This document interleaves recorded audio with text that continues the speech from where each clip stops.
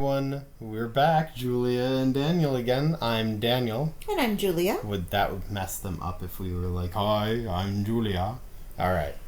So, we got a little bit of feedback, and apparently some of you like to listen to the podcast and not necessarily watch it, which is fair because it's not like we're doing backflips. But we're going to try to make it something you can listen to on the way while you're driving, or not. Yeah, if you're exercising or whatever. But we'll basically talk more and do a little bit more of a descriptive. We are good at talking language. Yeah, we're very good at that. I think we're already off topic. Whatever the topic was. So the Tate Modern and the Millennium Bridge. Now Daniel's going to talk a little bit about teeny bit about the Tate Modern. Here we are in London for the fourth video, not that anyone's counting, and the Tate Modern is... So first, Tate is a set of museums. They're all connected, they're all cool in different ways, but the Tate Modern, and this is the Tate Modern, is, it was an old factory. They said, what if this was an art gallery, and we put cool, interesting, and controversial art at different points in their history? And this is kind of a callback to our last video, which was the Battersea, which was an old, building factory that they converted into a mall. So that's a power station becomes a mall. London likes this kind of thing. They're like, well, we're not going to knock it down. Right, anyway. Yeah. So a little bit for me, the reason why the Tate Modern gets its own video is because of all the wonderful, absolutely great... There's a lot of stuff to cover free museums. Here. It is our favorite. Well, it's definitely my favorite. Daniel also loved it. I would say it's the best museum we've been to. I think this is the best museum we had been to. I would say in art category. Yes. Is that fair? Yes. And remember, we are months ahead of you, so that means a lot coming from us. Okay, another piece of framework here. This is a bridge. This isn't just any bridge. This is the Millennium Bridge. If you're a Harry Potter nerd, you probably saw it get destroyed in one of the last movies. Oh. But right before we get to the actual museum, we have a couple of pictures here. All right. So the hotel we stayed at, right in the heart of London, right next to the Tottenham Court train station. I love how we're like, it was right in the center, and people are like, doesn't London go on forever? Isn't there a large area that's the center? It was pretty beating heart, though. Is a hotel called St. Giles. Now, we picked this hotel namely because it was one of the cheaper ones in London. Like Buffy the Vampire Slayer. Giles, he's the librarian. Never mind. And it was older, a kind of older hotel, so nothing to write home about. It was one of our 3 star. It was a 2-3 star hotel. Yeah, it was probably 3 in its heyday, but it definitely so it went down to a 2. But it was clean and it served its purpose. But their food was absolutely amazing. Multiple restaurants. We didn't even go to all the restaurants that were inside. And most of the restaurants also gave you a discount, which was another reason which drew us to the restaurants. Now, this was our very first meal because we always, when we first arrive in a new city, to acknowledge the rain also drove us to the hotel's restaurants. Like, it was raining. It was pretty rainy. But this was obviously an Italian restaurant. Right. I had a margarita pizza, of course. Everybody knows. Gnocchi. And they're both delicious, and so that's a good eyeful. Although, when I ordered it, I assumed it would be an anime character. Gnocchi! I'm going to just move on. And this was our last meal there, actually. So Daniel I think he got, breakfast for dinner. Yeah, I was like, whatever, man, it's breakfast time. And I was very much like, well, I want to try your bolognese and garlic bread. So that's that. Yeah, that's us just jamming. All right. Okay. And now, back to our featured presentation. Let's talk about where on earth we are in London. There's a place called the City of London, which we'll get to in 2 seconds. But basically, this is the Millennium Bridge we just showed you. And over here, that's the Tate Modern. And so I was standing maybe here, right here, looking this way. Yeah, that looks about right. Yeah, that feels about right. one of the things is this is St. Paul's. We're going to see that in the next picture. Because if you ever want to go to these places, the best place to go is to St. Paul's tube station. Get out, go around St. Paul's, don't get distracted, and then go down.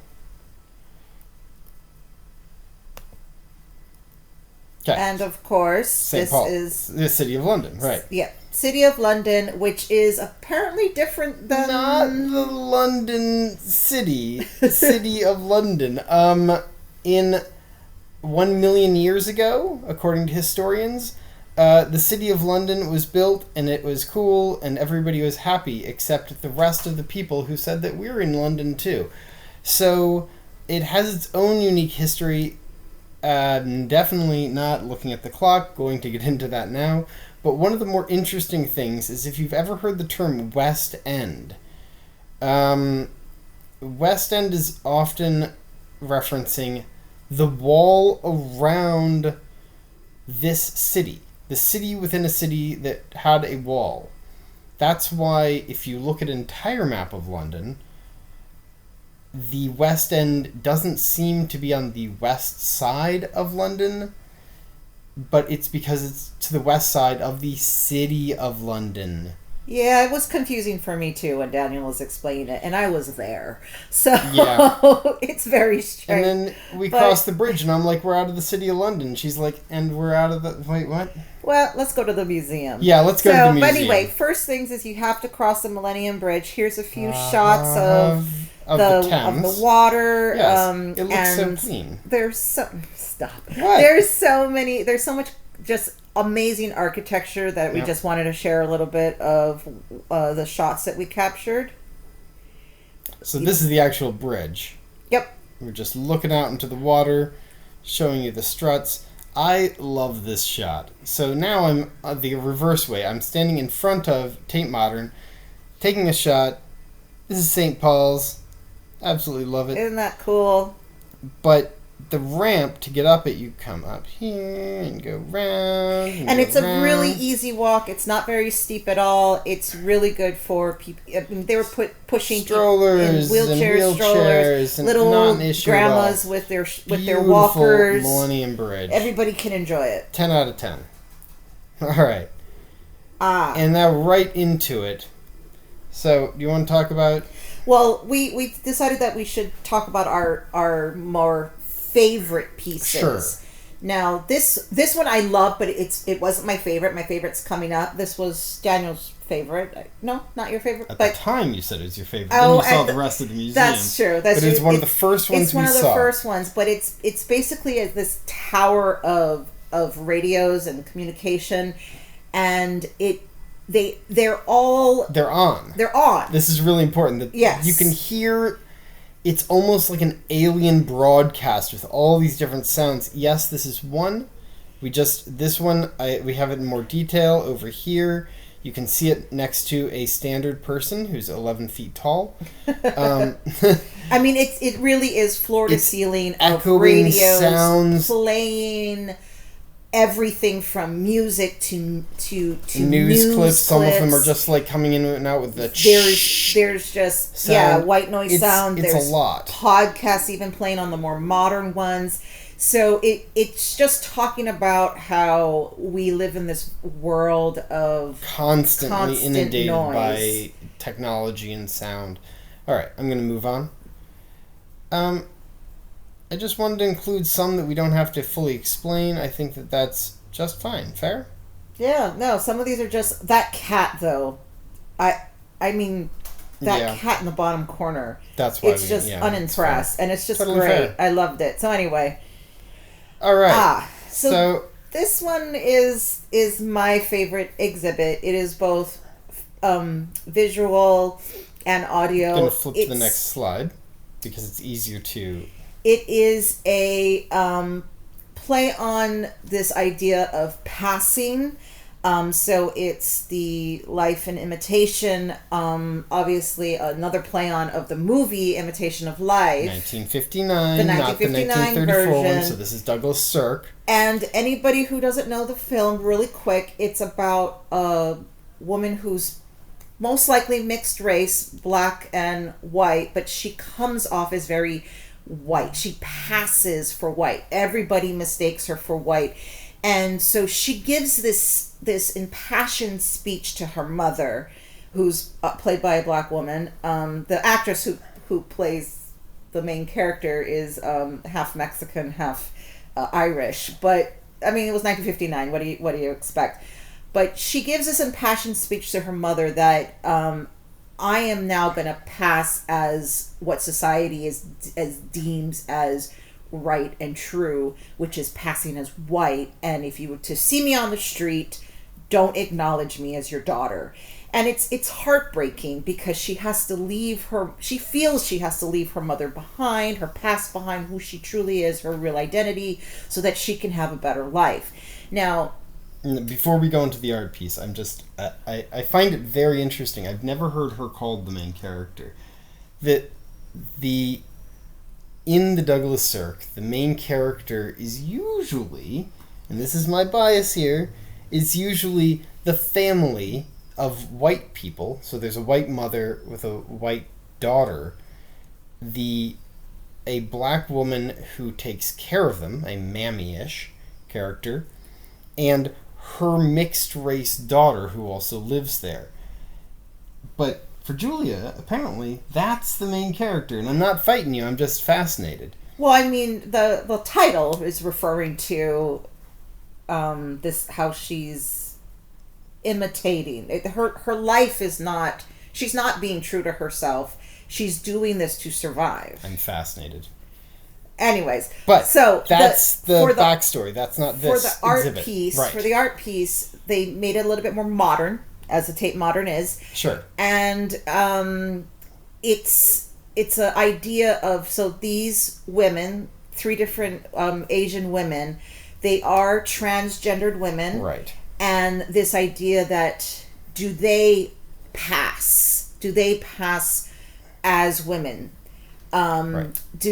They are embracing who they truly are. They're all women of color.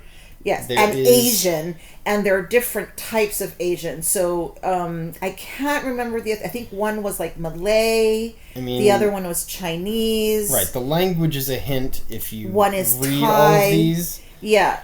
So that's why there's all the quotes from the movie. It wasn't just this cool thing. There was you cannot film here, where they actually do the scene several times. Yes. Where these quotes are from. And each actress plays the part of the mixed race woman. But taken out of context, you can see how this could also refer to ideas of transgender and passing. Right. And yes, there were a lot of really cool things. I appreciated the film in 1959 because I was there when it came out in the theaters. I'm sorry, that was my point.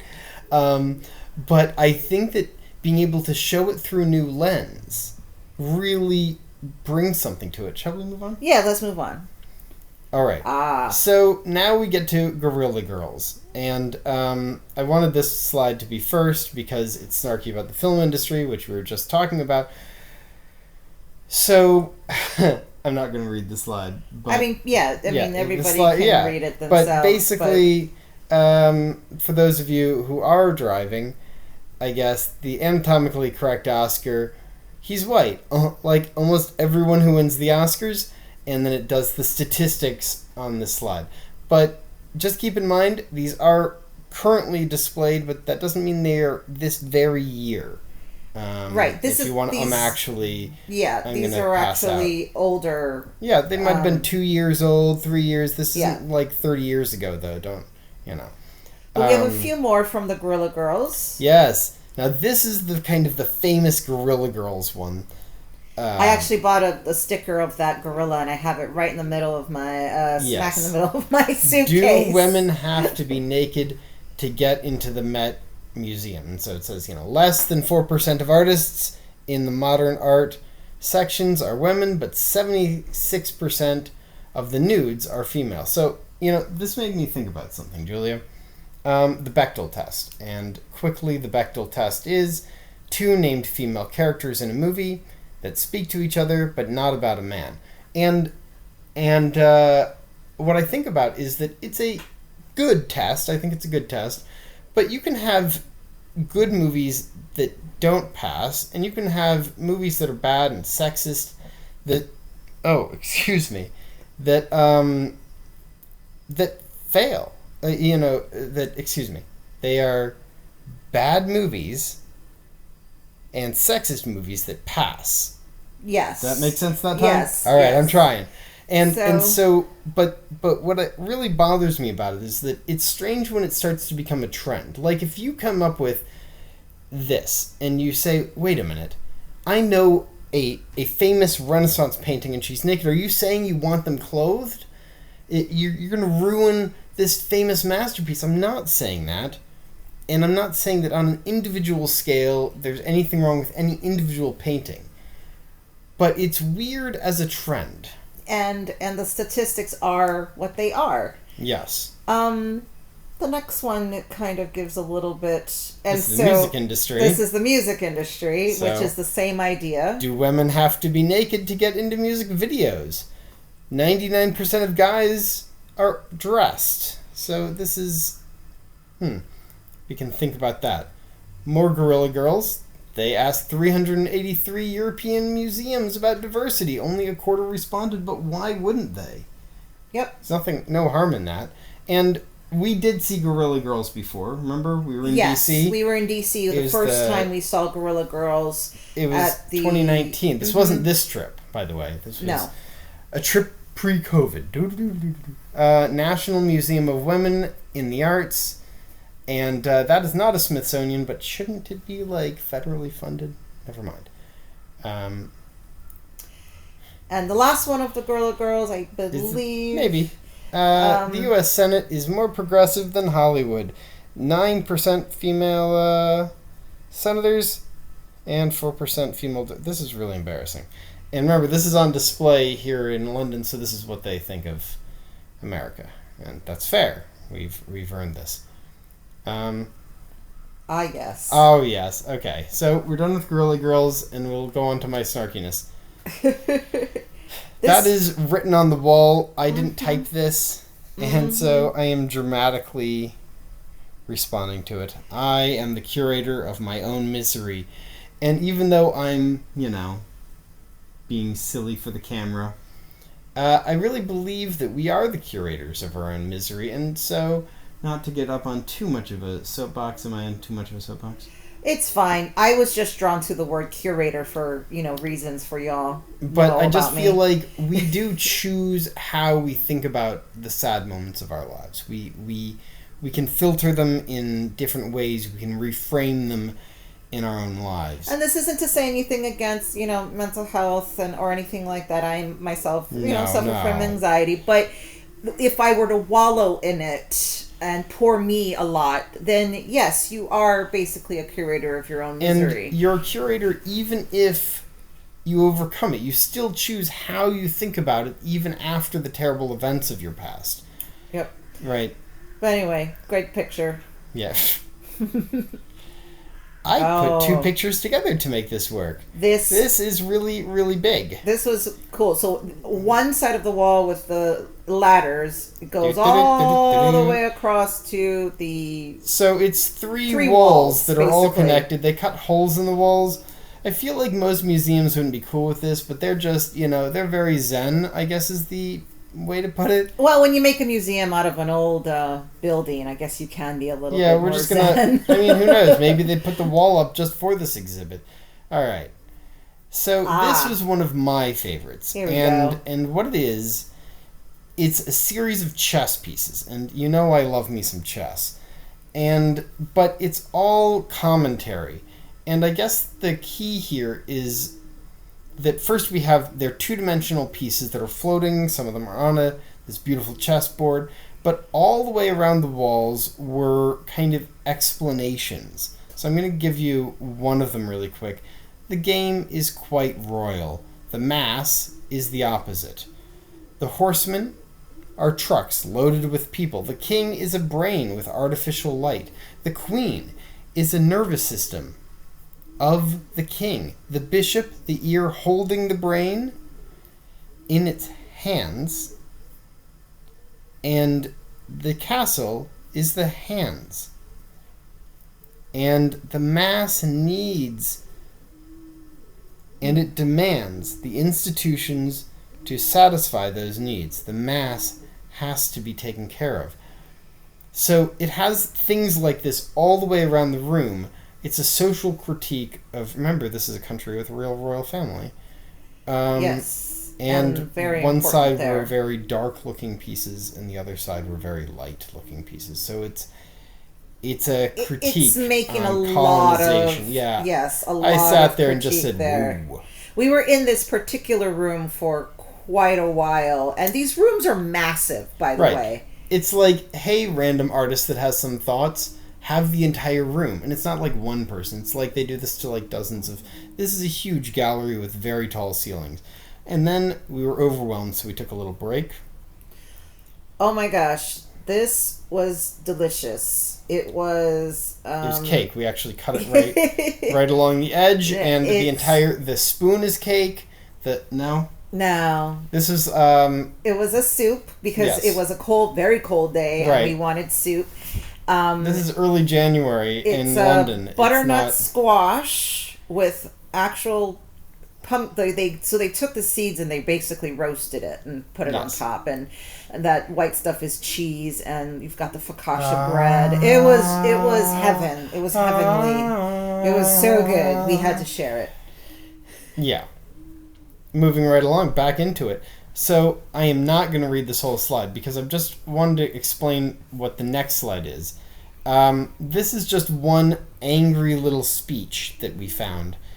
But where we found it is kind of what makes it important. You see, there isn't just one of these. There's a lot, and every single one of them is unique. Yep. And they're pretty angry. Yeah, I would say angry is the type of rant is similar by color.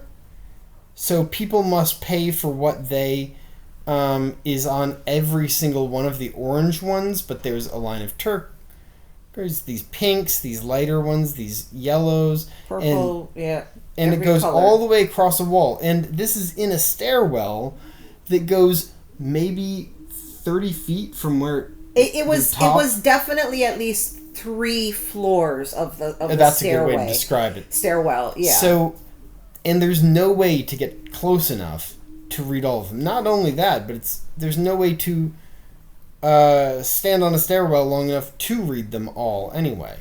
And that's if you weren't dyslexic. All right. Let's see what else we got. A little bit of a closer up shot that we were able to get, but that was the best we could do. These aren't the same passage over and over again. These are just different passages every single time. Another one of my favorite pieces. One, because she's an Asian artist, which of course we love. Cool. But her whole thing was about disability. So tons and tons. She actually has... she's an amputee. Yes. And so she's got the... I believe she has a prosthetic leg. And so her whole art gallery, her art piece was about prosthetics and the use of prosthesis. How they make her feel as a complete person and how they're viewed by others. Right, and why do we never see sculptures or paintings of men or women with missing limbs unless it's like a man who lost it at war, poor him, right? And that's not her story. So why can't it be something else? So these are all different types of prosthesis that she's sewn as a critique. Yeah. All right. This is yes. Beautiful tea setting. If you look carefully, this is an embroidery of the entire world. To be able to see it is easy. To be able to take a picture of it, very hard. So I apologize. Now, this whole thing it was all about tea and the way we drink tea from different parts of the colonized world. Why this was a huge thing of why the British colonized it. It was to get tea from various places, whether it was, Yes. China, India, where have you.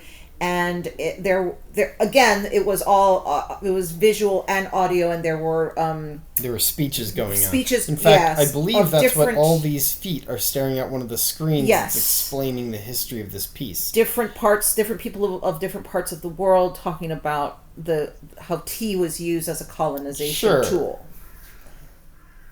So this one's completely, because not everything's political here. This is just random.